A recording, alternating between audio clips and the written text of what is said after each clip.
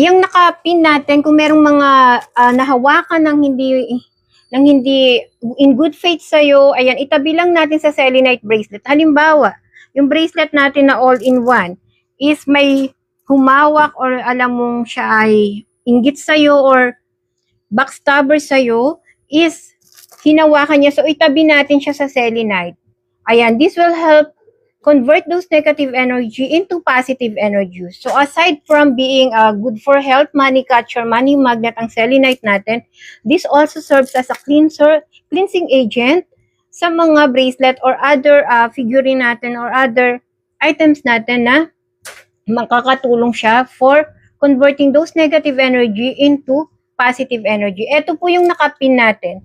Siya ay 10 mm, size ng beads ng cleansing agent selenite with minimalist piyaw na 24K gold, 18K gold plated na hindi siya basta-basta nagpipit. Yung sa akin po, 3 years ko na siyang ginagamit and ganun pa rin yung kintab po niya. Ito po yung nakapin natin.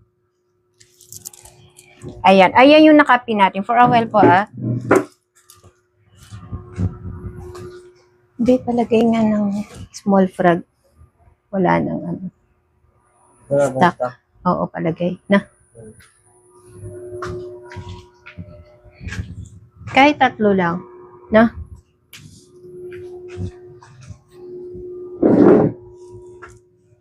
Ayan, good for health, for mental clarity. Kung feeling mo parang anday bumabagabag sa'yo or feeling mo parang ang bigat ng emotional baggages mo, 'di ba, paminsan ang daming na masasakit na salita na natatanggap natin paminsan sa mga mahal pa natin sa buhay na talagang bagabag sa atin. Tung ating money catcher selenite is also serves as protection for our mental health and also help us with our decision making, providing us mental clarity, also for good health and healing natin.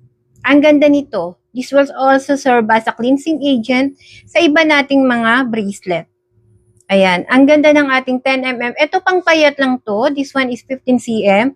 Ibig sabihin kung ikaw ay payat lang, at kung ikaw na may hindi naman kapayatan at hindi ka naman katabaan, mag 16 cm ka, which is our standard size. This one is 10 mm.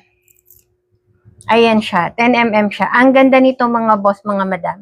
Ang ganda ng selenite natin. Nakikita mo parang nagmumove yung mga mata niya. So, this one is, binomonitor niya or pinaprotektahan kanya kontra sa mga naiinggit sa'yo. Ayan, for sure, hindi nawawala yung mga naiinggit.